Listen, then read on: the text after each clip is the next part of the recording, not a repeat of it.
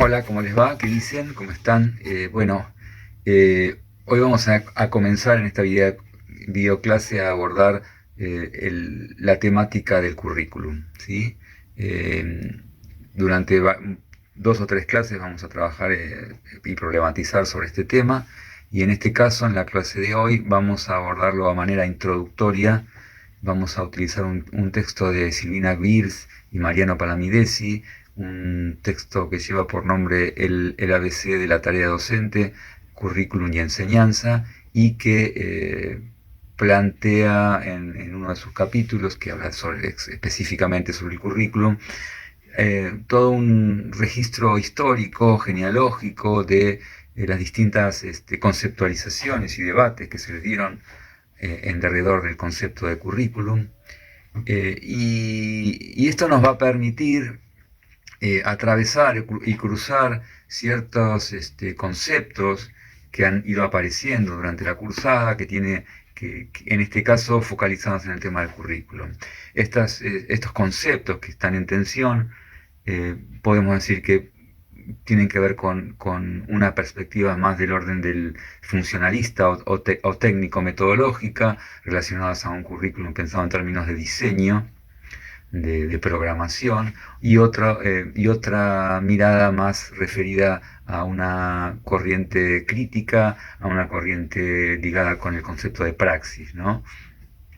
Eh, por otro lado, también podemos plantearlo en términos de esta tensión, perspectivas funcionalistas y críticas, y en el mismo sentido, dentro de la misma lógica, pensar en términos de tensión o disputa del campo a través de los conceptos de perspectivas reproductivas o reproductoras de un orden, conservadoras de un orden, o aquellas que están más ligadas con las corrientes transformadoras, emancipadoras de la enseñanza. ¿Bien? O sea que acá el currículum a veces es planteado en términos de un diseño, un mapa que está elaborado desde un ámbito externo al proceso mismo de la enseñanza, y otros que intentan meterse un poco más en el barro de la realidad cotidiana de las instituciones educativas, ¿no? Lo que está claro que está en juego, por un lado, la forma y el contenido, lo formal, lo estructural y el contenido que conlleva todo currículum, el qué y el cómo, o sea, que plantea en términos de cuáles son aquellos saberes, contenidos, materias que deben ser enseñadas, y por otro lado las formas de enseñarlo, los métodos, las estrategias didácticas que debe plantear. Hasta qué punto el currículum debe interesarse por esas cuestiones.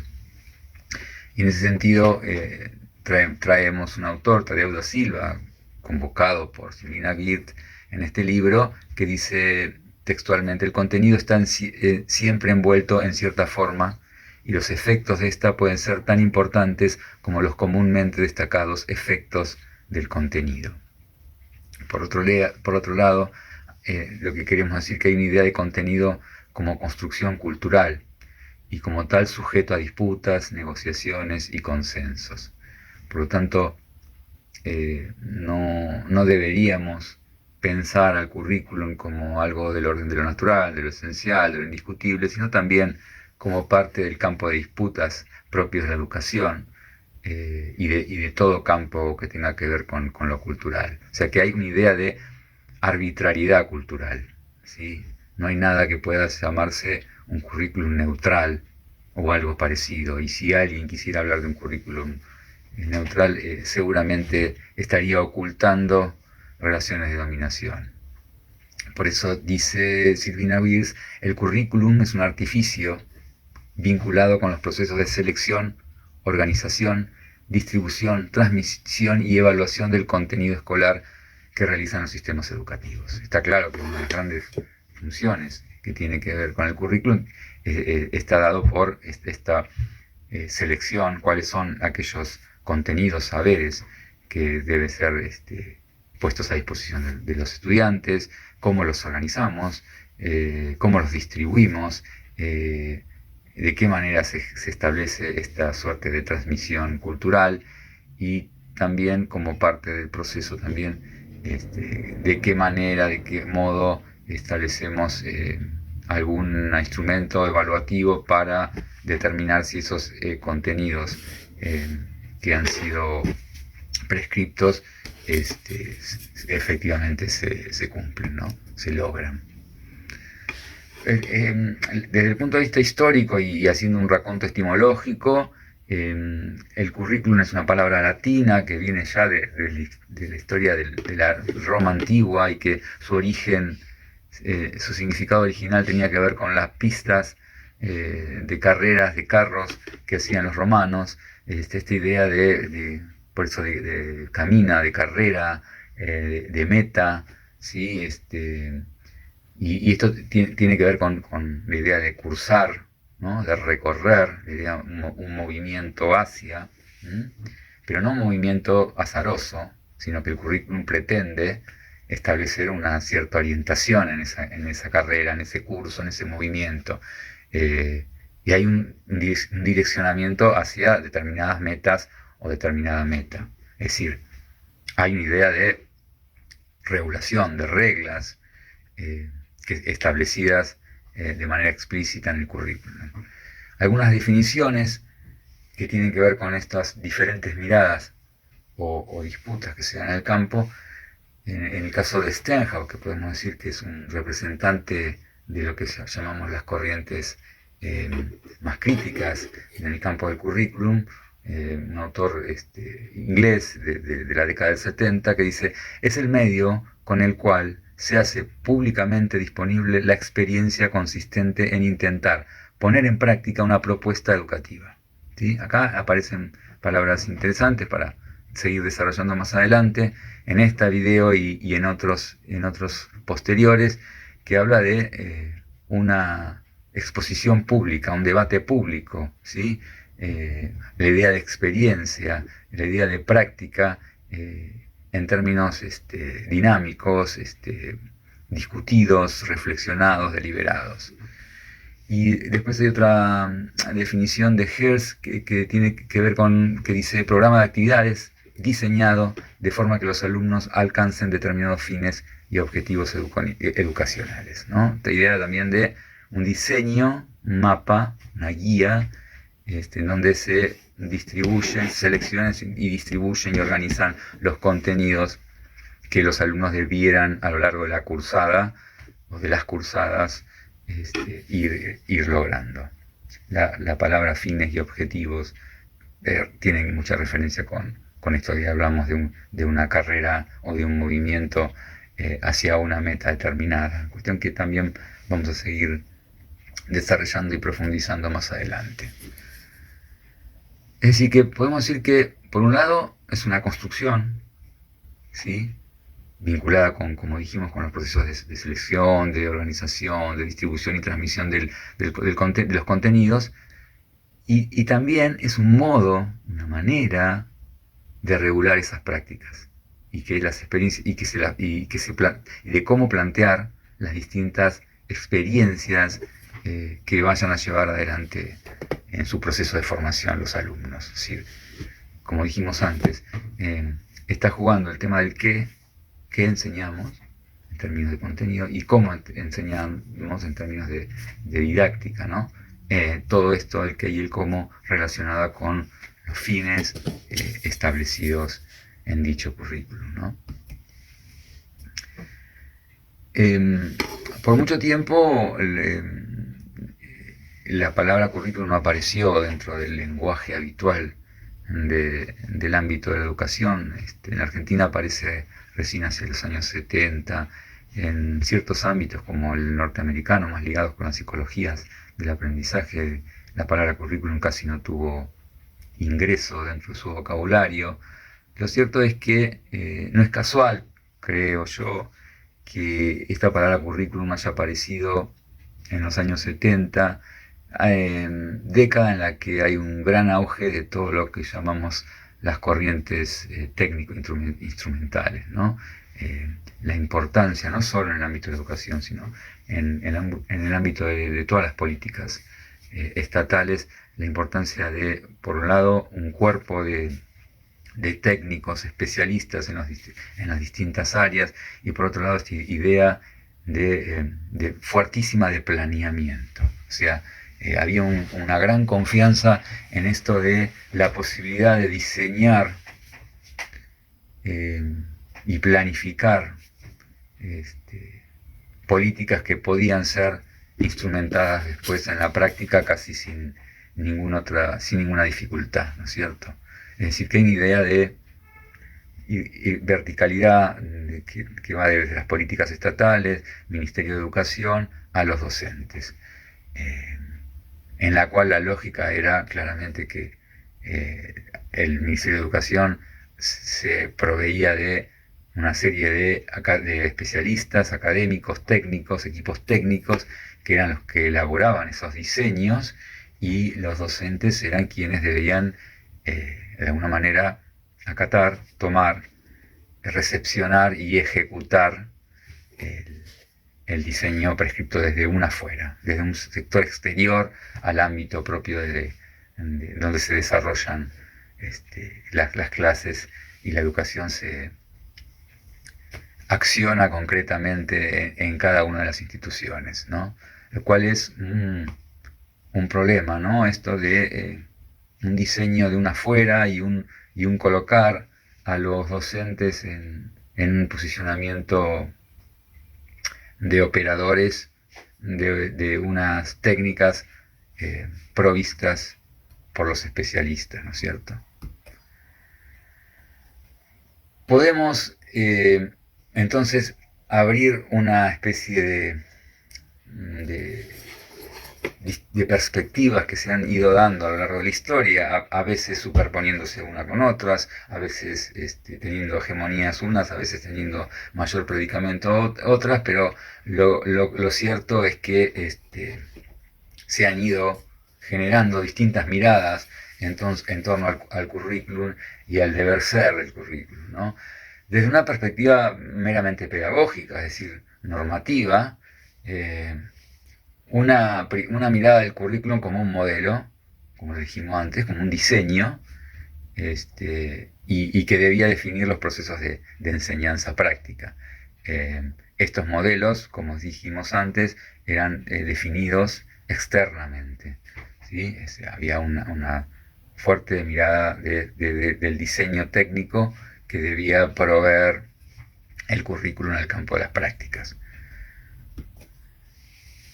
Es decir, pensar el currículum como un cuerpo organizado de conocimientos, el mismo sentido que los antiguos planes o programas de estudio. O sea, por muchos años en los ámbitos, en los claustros, en los universitarios, en el sistema educativo de secundaria, en el primario, se tendría a hablar más de programas de estudio, planes. De hecho, en la secundaria se siguió por mucho tiempo con esa idea.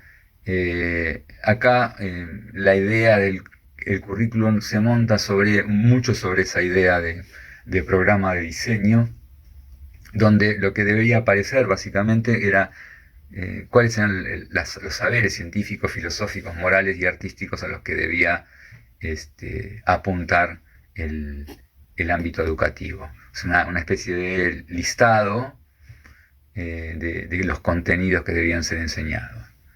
Y después una regulación que establecía modalidades de distribución de los contenidos o de los saberes, cómo se regulaban los horarios, de qué manera se organizaban las distintas materias con los distintos saberes, pero muy ligado al contenido en sí mismo, al qué de la educación, qué es lo que debía ser transmitido, y poco énfasis en el cómo, ¿no? en los procesos de enseñanza, los procesos didácticos y todo lo que acompaña el devenir educativo, ¿no? Luego podemos decir que aparece hacia principios del siglo XX, creo que década del 20 más o menos, el concepto de objetivos de aprendizaje. Fuerte énfasis en una declaración de objetivos de aprendizaje. Era como la base, la meta, a dónde debía llegarse y lograrse los aprendizajes. Acá aparece un autor que se llama Bobbitt, Franklin Bobbitt, que escribe dos libros bastante emblemáticos, El Curriculum, The Curriculum y How to Make a Curriculum, cómo hacer un currículum, en donde había una mirada fuertemente técnico-metodológica, netamente instrumental, muy ligada al proceso del taylorismo y del fordismo, ¿no? Esta mirada de producción en serie bien minuciosa de los distintos movimientos que debían hacerse en la fábrica, en los obreros. Bueno, esta misma mirada fuertemente instrumentalista, fuertemente analítica, se podía ver en esta lógica del currículum que planteaba Bobbitt. Se debían especificar claramente las metas, ¿no? Los resultados de aprendizaje, y claramente, así como en la fábrica, no sé si ustedes vieron la película eh, Tiempos Modernos de Charles Chaplin, donde aparece Chaplin en las cintas de montaje, donde de alguna manera Chaplin no es otra cosa que una parte más de la maquinaria, y solo tiene que colocar su mano de obra y su cuerpo como instrumento. Acá pasa un poco lo mismo con el maestro. El maestro no es más que un operario, un técnico que debe obedecer ciegamente a las prescripciones de un currículum que está pensado y diseñado con un criterio y una lógica fuertemente ingenieril y fuertemente especializada, ¿no? Y por supuesto que esta idea de objetivos de aprendizaje está muy ligada también a esta idea de que esos objetivos deben ser medibles, observables, evaluables. Esto también tiene que ver con la necesidad muy ligada con el conductismo, ¿no? Del estímulo a la respuesta y el empirismo, es decir, con la mirada muy puesta en los resultados de esta producción, en este caso educativa, que no es otra que la misma que se plantea en el ámbito industrial, ¿no es cierto? Hacia el año 49 aparece un libro muy importante también de Ralph Tyler, que se llama Principios Básicos del Currículum, un libro que tuvo mucho predicamento en Estados Unidos y en todo el campo académico, y en la Argentina sobre todo en el campo de estos técnicos especialistas que fueron los que fueron elaborando los distintos currículum regionales y nacionales, distritales, donde claramente, si uno mira esos diseños curriculares, esos currículum, ve claramente la influencia de esta corriente técnico-instrumental que plantea Tyler, ¿no? Que después fue seguida por otros referentes como Taba, como Bloom y otros, en donde había una perspectiva integral para la enseñanza. O sea, no solo estaba referido a los saberes explícitos que debían ser, sino también estaba referido también a cómo encarar, cómo interpretar el currículum y el sistema de enseñanza de cualquier institución.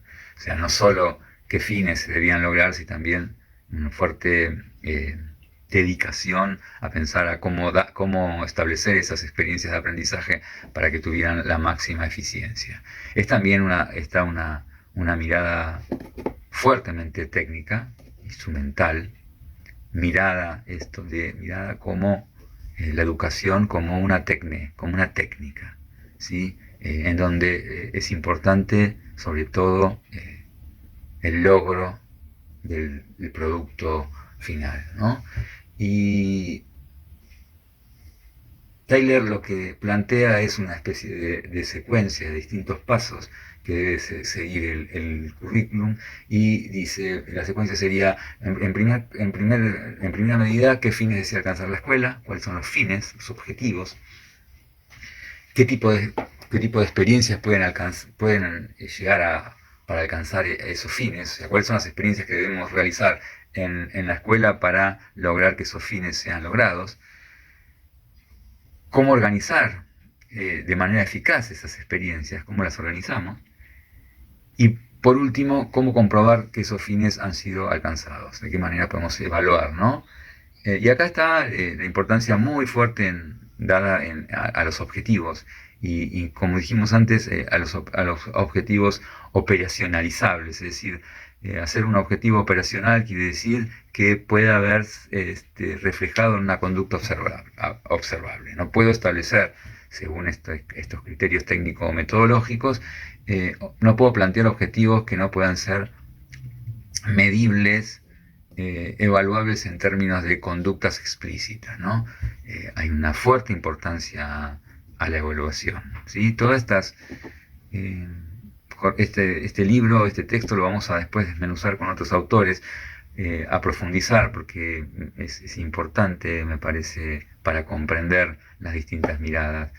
Pero está claro que esta perspectiva aún perdura cuando, por ejemplo, se establecen estas miradas, estas énfasis en instrumentos de evaluación de organismos externos, como las evaluaciones PISA, que son evaluaciones estandarizadas que sirven para medir los niveles educativos en todo el mundo, o en todos los países que se asocian a este método de evaluación y que de alguna manera otorgan cierta jerarquía a los países en función de el nivel que esos métodos de evaluación determinan, ¿no es cierto?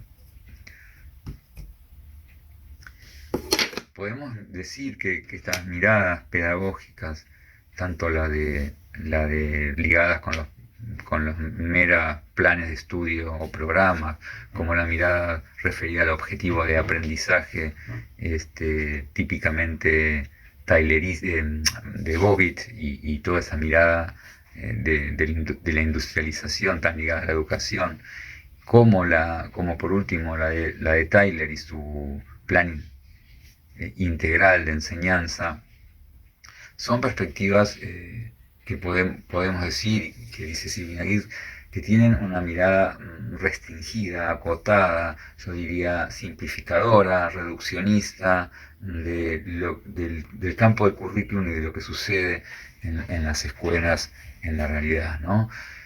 Porque, dice Silvina Gibbs, intenta ordenar la compleja realidad educativa como si todo lo que sucede fuera previsible y controlable.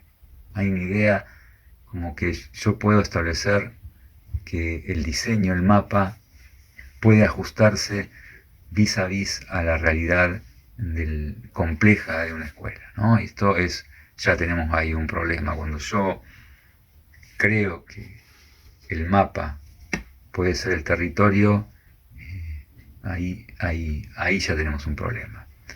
Otro problema que Silvina Gibbs plantea es el rol que se le asigna o que se determina para el docente, ¿no? Dentro de estas miradas técnico-instrumentales aparece estas definiciones de contenidos y de estrategias planteadas desde una afuera y desde un cierto sector que tiene una experticia que le permite establecer qué cosas se deben enseñar, cómo deben ser enseñadas, y el maestro ve de alguna manera disminuido o reducido su rol a una función puramente operativa, ¿no? Por otro lado, dice Gibbs que genera un empobrecimiento de la práctica al menospreciar aquellos conocimientos, valores, culturas y problemas no incluidos en el modelo y a los que considera no científicos o saberes vulgares, ¿sí? Acá también es importante entender que todas estas corrientes técnico-instrumentales son fuertemente cientificistas, ¿no? Dentro de lo que hablamos de las corrientes positivistas, ¿no? Un fuerte confianza en la ciencia y se denosta o se pone en un plano absolutamente inferior todo aquello que es considerado no científico, todo aquello que tiene que ver con saberes locales, saberes vulgares, saberes de las culturas, en función de pensar que hay un saber, que es el saber científico, que es el que debe la escuela proveer, ¿no es cierto? Por otro lado, estas corrientes, esta manera de entender el currículum olvida que lo que se aprende en la escuela no se puede organizar o ordenar de acuerdo con los temas de una disciplina, ni con un programa más o menos detallado. La cosa en la realidad es mucho más compleja, las fronteras no son tan claras, los procesos de interdisciplinaridad parecieran no tener lugar, hay una cosa demasiado esquemática, muy cerrada, que genera mucha rigidez en el hacer de cada día, ¿no? O por lo menos promueve que suceda eso. Por otro lado, excluye modos alternativos de pensar y organizar la enseñanza y la experiencia de los alumnos en la escuela. O sea, los saberes del niño, los saberes cotidianos, las experiencias que tengan de acuerdo a sus experiencias de vida, parecieran no tener lugar. Acá hay una idea muy fuerte de que el conocimiento es el conocimiento científico y es el conocimiento a transmitir por un cuerpo de especialistas, en los cuales el maestro va a ser el representante, pero queda claramente fuera todo aquello que no tenga que ver con este rango de cientificidad, ¿no? Y por otro lado, desconoce el papel, la función de los profesores, el rol del profesor, los saberes del profesor, las creencias del profesor. Y no solo del profesor, sino también de quienes integran la comunidad educativa, que tiene que ver con los padres, los alumnos, que pareciera no tener ningún lugar ni en el diseño ni en la implementación de toda esta estructura educativa, ¿no? El niño, el docente, el conocimiento, la relación pedagógica, la escuela, la cultura, todo eso está ya determinado desde una afuera que plantea el deber ser de cada cosa y de cada día en la escuela. Esta sin duda ha sido la corriente que ha sido la hegemónica en el campo educativo durante muchos años y que aún tiene un rango de consenso importante en muchos sectores del campo educativo, ¿no? Que siguen pensando en estos términos de diseños, planificaciones de diseño por fuera de las complejidades y con poca o nula participación de los actores reales de las instituciones, ¿no? Pero cabe decir que, como hemos visto, que en el siglo XX, ya a principios del siglo XX, aparecen ciertas corrientes relacionadas con los métodos activos, con la escuela nueva, que plantean una diferente mirada, un diferente enfoque, por supuesto, con respecto al currículum, en donde el currículum es algo así como el conjunto de experiencias educativas. Y acá el concepto de experiencia es un concepto central para entender, ¿no? En tanto y en cuanto el niño es el que construye el aprendizaje, el niño es un sujeto activo que debe tener experiencias sobre la realidad para ir logrando genuinamente los conocimientos, ¿no? Y John Dewey, el norteamericano, es un referente de lo que se dio en llamar el pragmatismo en el campo de la filosofía, pero él básicamente trasladándolo al campo de la educación, plantea esta importancia de la centralidad del niño, la necesidad de poner al niño en acción para que construya los conocimientos y la importancia de la experiencia, de tener experiencias sobre la realidad. Por eso va a decir es el conjunto de experiencias planificadas y proporcionadas por la escuela para ayudar a los alumnos a conseguir los objetivos de aprendizaje proyectados según sus capacidades. O sea, hay idea de aprendizajes proyectados, hay idea de cierta rigurosidad en cuanto a a los objetivos que deben ir siendo logrados, pero hay también una idea de mucha mayor participación, por un lado de los niños en este quehacer y por otro lado de los docentes en esta tarea de proveer las condiciones para que las experiencias puedan darse, ¿no es cierto? Por eso la importancia en todas aquellas experiencias de aprendizaje que proporciona la escuela, ¿no?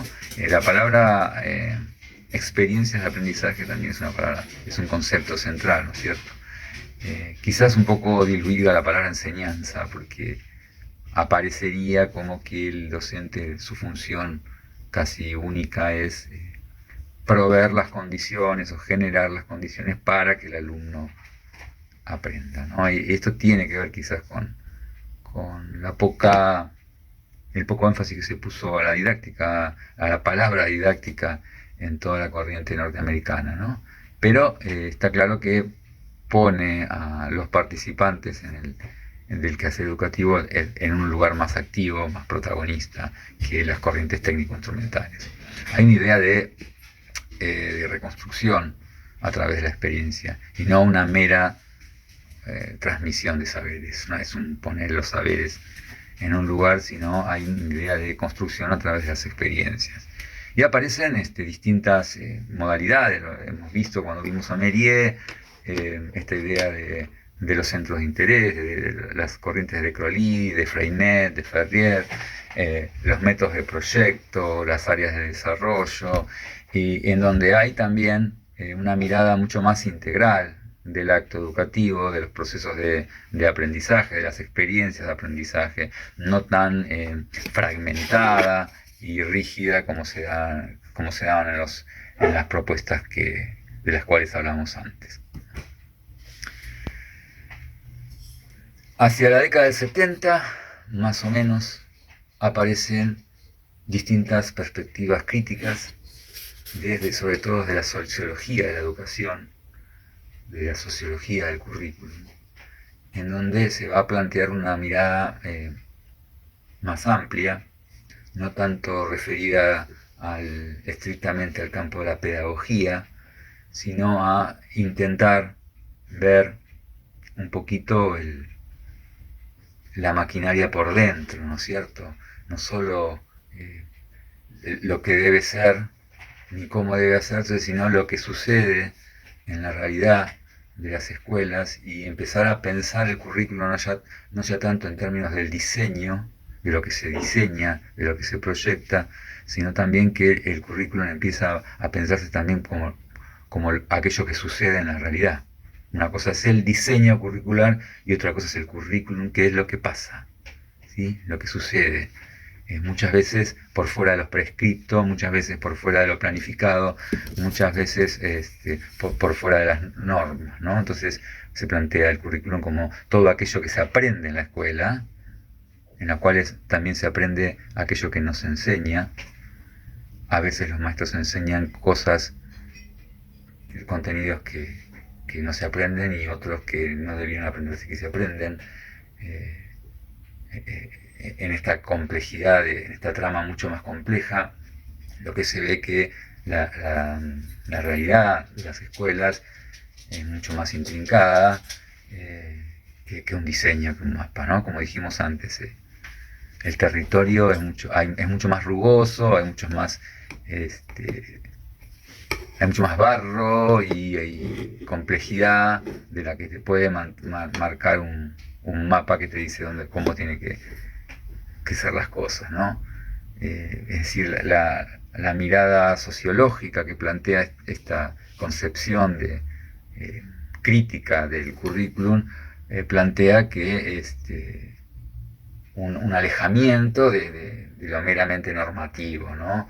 De lo que debería ser o lo que se proyecta a través de un diseño.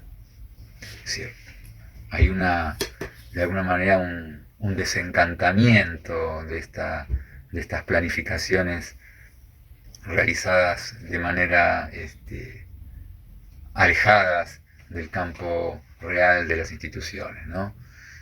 Y cuando decimos desencantadas estamos pensando que ya no se piensa la escuela como un templo, hay un autor que habla de dejar de pensar la escuela como una catedral, ¿sí? De pensarla de manera más como una pequeña capilla, un poco más, de manera más realista, y no tan, no sacralizarla de esa manera, ¿no? Y se empiezan a ver ciertas cuestiones que tienen que ver con lo que Foucault marca en cuanto a las instituciones de encierro y estas instituciones disciplinadoras propias de la modernidad, ¿no? Esa función disciplinadora, fuertemente disciplinadora, que parecía no observarse desde las corrientes funcionalistas, estos objetivos conservadores o reproductores de un determinado orden que respondía a ciertas arbitrariedades culturales y a ciertos intereses de grupos hegemónicos, ¿no es cierto? Por eso aparecen los que llamamos los críticos de la reproducción, muchos textos, sobre todo de autores franceses, como Bourdieu, Passeron, Boble Sanchintis, Baudelaire Testaudet, que empiezan a mirar cómo desde el currículum escolar y de las prácticas mismas de la escuela se generan condiciones para reproducir las desigualdades sociales y que éstas no solo se pongan en crítica, sino que la escuela se convierta en una maquinaria funcional al servicio de esa reproducción y que los hijos de los obreros sigan siendo obreros y los hijos de las clases, de las élites puedan seguir gozando de sus privilegios y de sus trayectorias ventajosas, ¿no es cierto? Y aparece también otras maneras de pensar el currículum, una de ellas que propone Philip Jackson, que habla del currículum oculto, ¿no? Todo aquello que no se ve. Más allá del currículum explícito hay una serie de saberes, de códigos, de costumbres que circulan en el ámbito de las instituciones educativas y que no están explicitadas sistemáticamente, ni siquiera están reconocidas. Lo que pasa y no se ve o no se dice, que muchas veces tiene que ver con aprendizajes actitudinales y de hábitos que los alumnos van forjando a través de las experiencias diarias en las escuelas, ¿no?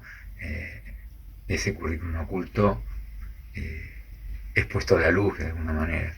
Eso que estaba oculto, que parecía que nadie quería o podía ver, aparece gracias a Philip Jackson a la luz.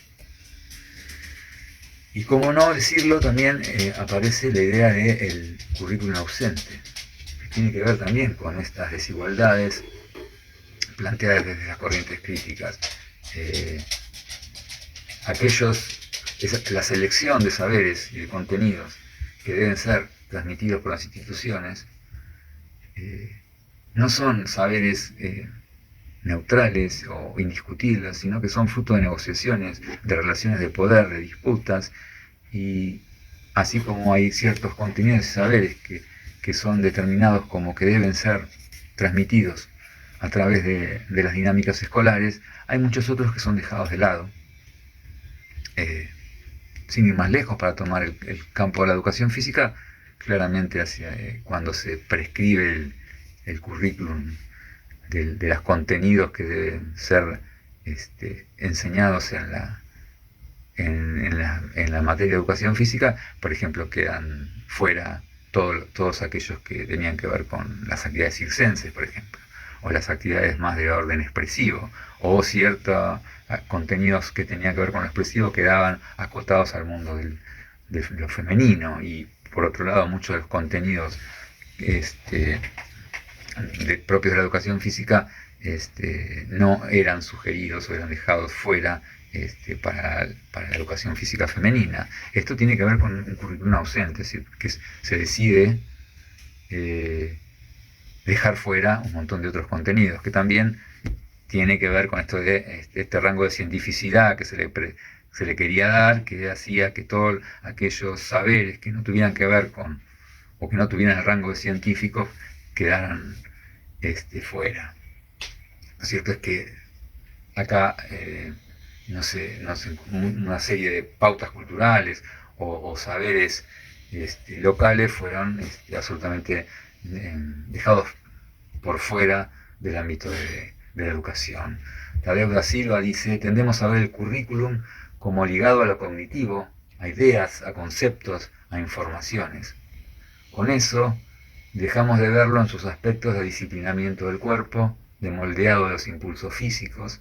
En la visión educacional tradicional, el cuerpo es territorio exclusivo de la educación física. Se olvida que así como existe una política del cuerpo, existe también una política educacional del cuerpo de alcance mucho más amplio. Lo que podemos ver es, por un lado, esto de mirar quizás por detrás de bambalinas, ¿no? Si hacemos como un escenario teatral, esta mirada sociológica nos permite ver por detrás la escena. Y por otro lado, sobre todo con esta cita de Tadeu da Silva, podemos ver también mucho de las conceptualizaciones que hace Foucault, ¿no? En cuanto a este poder, que no es un poder solamente represivo, sino que es un poder fuertemente productivo y que genera formas de subjetividad, en donde está claramente apuntado a dejar huellas no solo cognitivas, sino fuertemente corporales, ¿no? Que nos formatean y nos performan de alguna manera la manera de ser, de sentirnos y de actuar en la realidad, ¿no?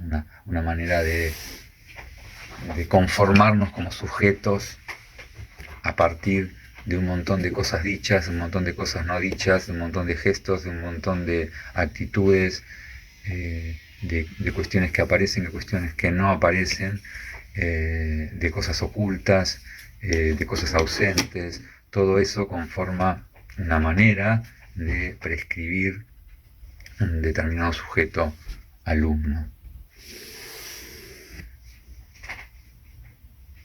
Estas miradas sociológicas, lo que plantea Geertz es que establecen un análisis explicativo y descriptivo de cosas que la mirada pedagógica técnica no nos proveía, con todo lo bueno que tiene venir a iluminar ciertas cuestiones que estaban tapadas u oscurecidas, ¿no? Dentro de esta corriente que llamamos crítica, en el sentido de que pretende desmontar escenarios de relaciones de poder no visualizadas hasta ese momento. Pero a la vez no hay de alguna manera no permite la mirada de nuevas maneras de proceder, o sea, cierta normatividad, cierta manera de proponer, ¿sí? Si yo solo me quedo en la crítica de un orden injusto y no puedo plantear una propuesta transformadora, emancipadora, superadora, quizás nos estamos quedando sin una pata importante del asunto. Y ahí es donde aparecen dentro de las corrientes críticas ciertos autores que van a plantear en términos pedagógicos unas nuevas maneras de pensar el currículum. Y uno de ellos es Stenhouse, un filósofo pensador educativo inglés, que plantea el carácter público, el carácter abierto, el carácter deliberativo, reflexivo, colectivo del currículum, donde el profesor va a tener una centralidad y un lugar dentro de la elaboración y la producción del currículum muy, muy importante. El profesor deja de ser ese técnico, ese operario, ese profesional que es una especie de ejecutante de diseños realizados desde una afuera, para convertirse en un actor importante que debe establecer una reflexión sobre las situaciones concretas que se dan en los ámbitos escolares. ¿sí? No hay una receta para Stenhouse, no hay un currículum prescripto universal y estandarizado posible, sino que el profesor siempre tiene que estar observando con atención, reflexionando sobre las prácticas, sobre las acciones, sobre las estrategias en función de las situaciones que se van dando en las comunidades educativas. Hay un convocar a un docente de otra manera y hay un convocarlo desde una perspectiva que le plantea la necesidad de que se haga responsable de sus acciones, que reflexione críticamente sobre sus acciones y que lo haga de manera pública, explícita y colectiva, no como un acto individual.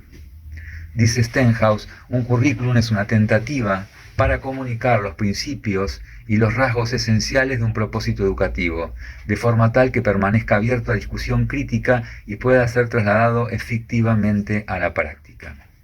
¿Sí?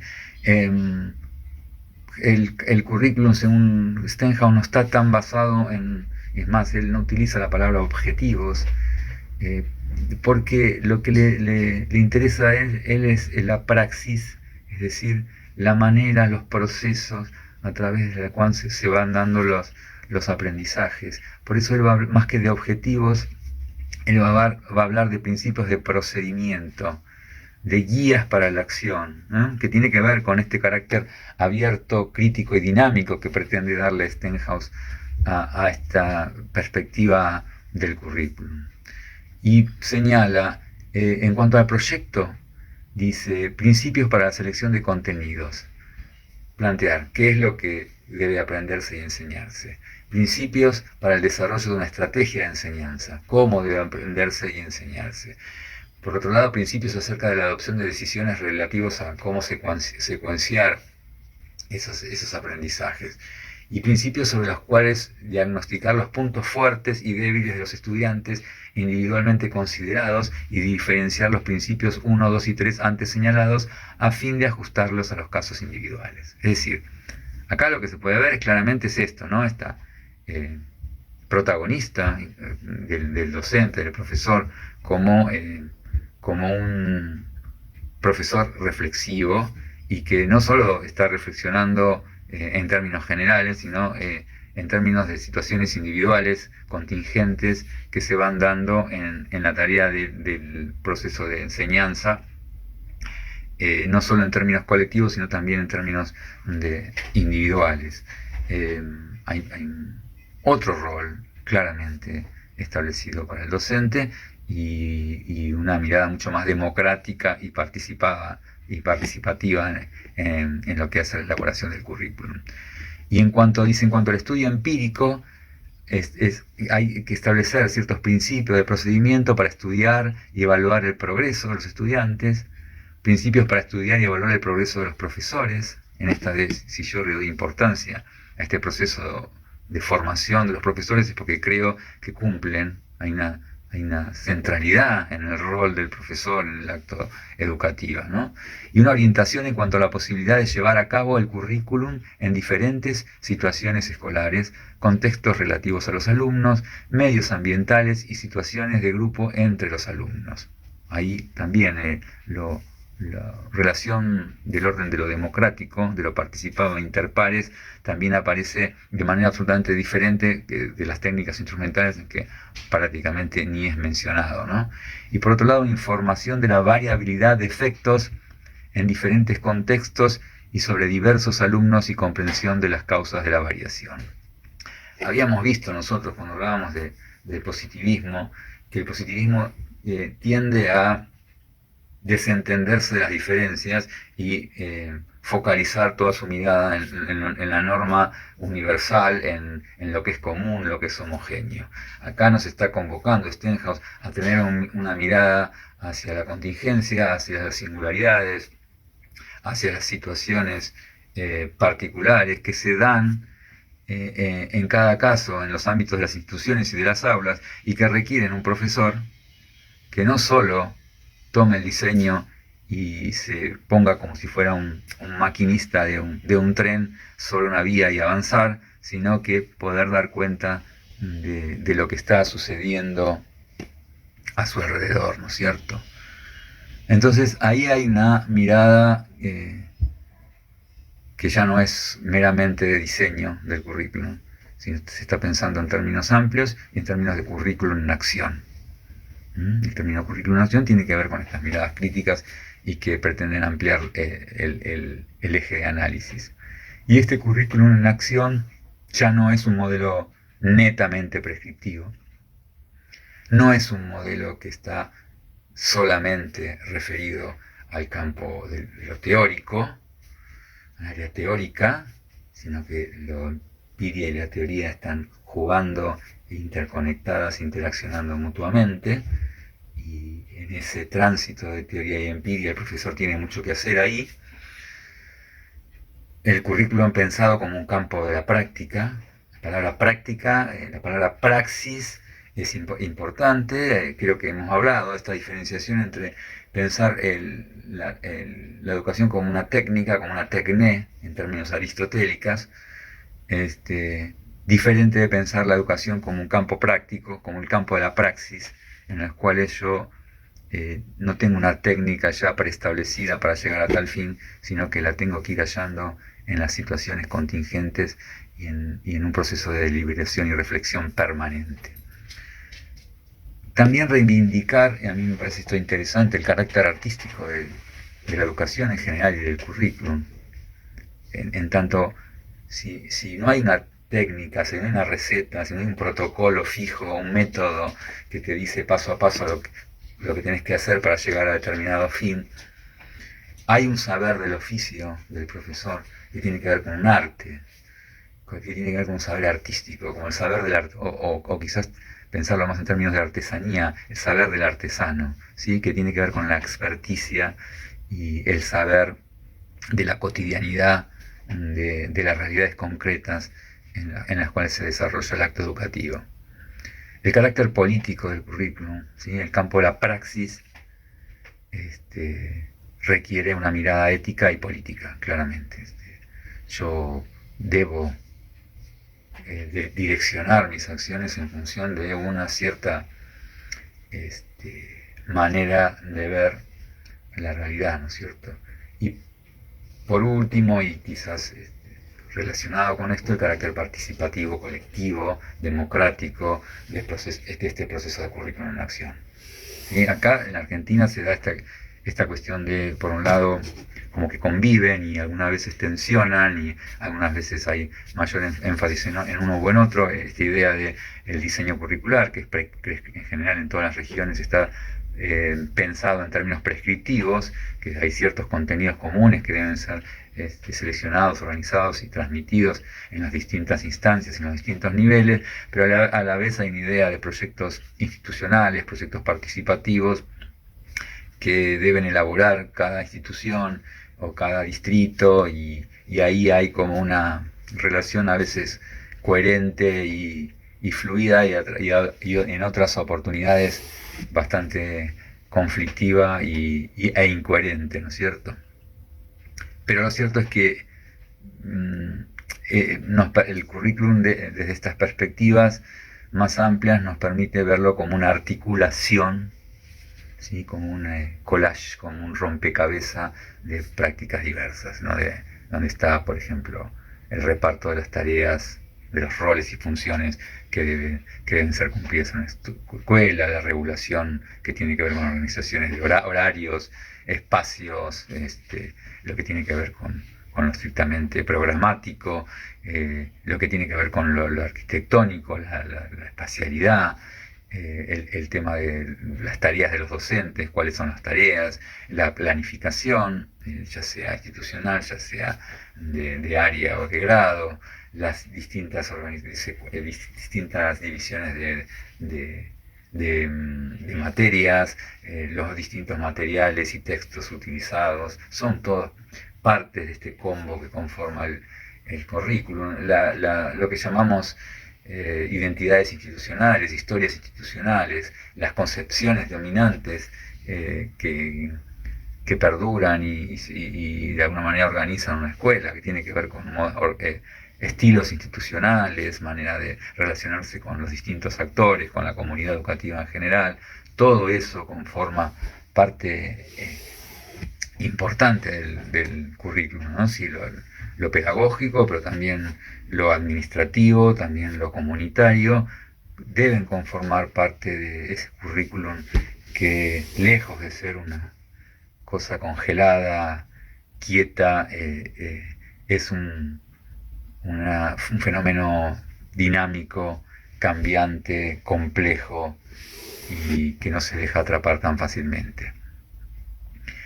Esta ampliación, como decimos, de la mirada permite ver que en las escuelas suceden un montón de otras cosas que uno, si se permite, puede mirar, y en la medida que puede mirar puede comprender, y en la medida que puede comprender puede analizar, y en la medida que puede analizar puede transformar, si cabiera esa posibilidad. Y esto nos permite ver que en las escuelas suceden muchas cosas que van más allá de la intencionalidad de sus actores. Siempre suceden muchas cosas que no se dicen, que están acalladas, y que hay como esto del currículum oculto que hablamos antes, ¿no? Como que circulan, pero de manera catacúmbica, diría yo, soterrada, pero que tiene mucho peso en las maneras de actuar y de conformarse en una institución, que las influencias formativas exceden las que aparecen explicitadas. Se aprende mucho más y mucho menos de lo que se prescribe y lo que se dice. Cuando entonces podemos decir, desde este enfoque que es situacional, que es dinámico, que es abierto, que es complejo, que pretende ser reflexivo, que se coloca desde una perspectiva contextualizadora de la realidad, podemos definir como que el currículum es el medio con el cual se hace públicamente disponible la experiencia consistente en intentar poner en práctica una propuesta educativa, y que implica no solo el contenido, sino también el método, y en su más amplia aplicación tiene en cuenta el problema de su realización en las instituciones del sistema educativo.